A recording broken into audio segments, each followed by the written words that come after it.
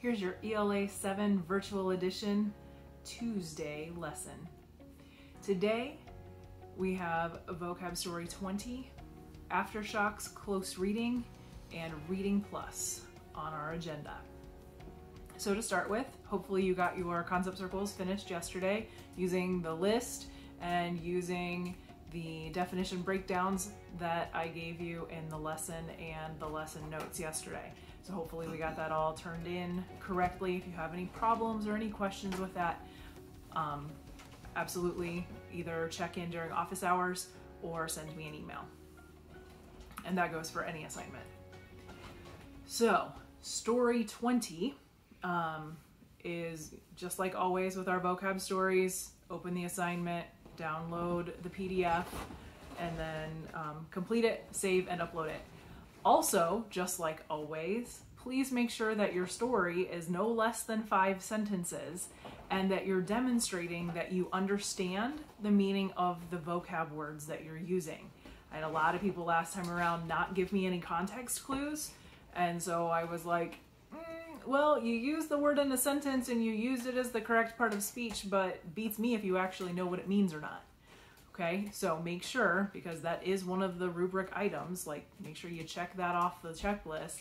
You need to make sure that you're getting your context clues into your vocab story ending. And then as always, if you have the B option, take the B option. All right, so that's vocab story 20. It's due by 11:59 p.m. tonight. And with that, let's move on to our Scope magazine. So yesterday, you were supposed to read the story Aftershocks in your magazine on pages 21 through 25. Hopefully you got that completed. If not, you definitely need to catch up on that today, because today we're doing close reading of that text.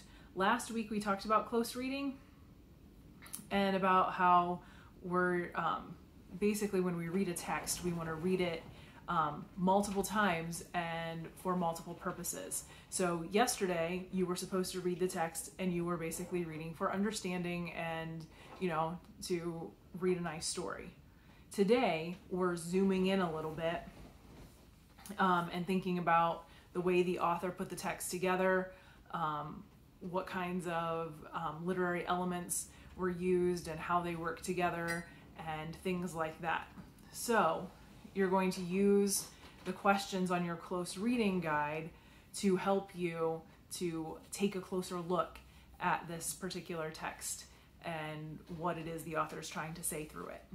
So the assignment, I know the title of it looks pretty weird, but I'm trying to avoid having titles that are this long in our Canvas and PowerSchool gradebooks. So I'm abbreviating them. So I'm abbreviating Aftershocks down to AS and then close reading down to CR. So the assignment name is ASCR for Aftershocks, close reading.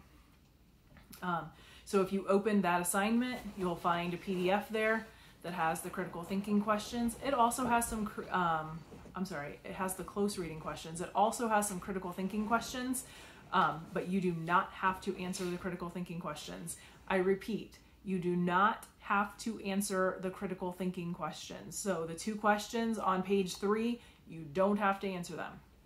All right, so bonus for you, if you watched this video or read the lesson notes, you know that. If you didn't do that, well, you probably did some work you didn't need to. But of course, you're not hearing my I told you so either. Oh well. All right, so download the PDF from the assignment and then, of course, complete, save, upload, submit.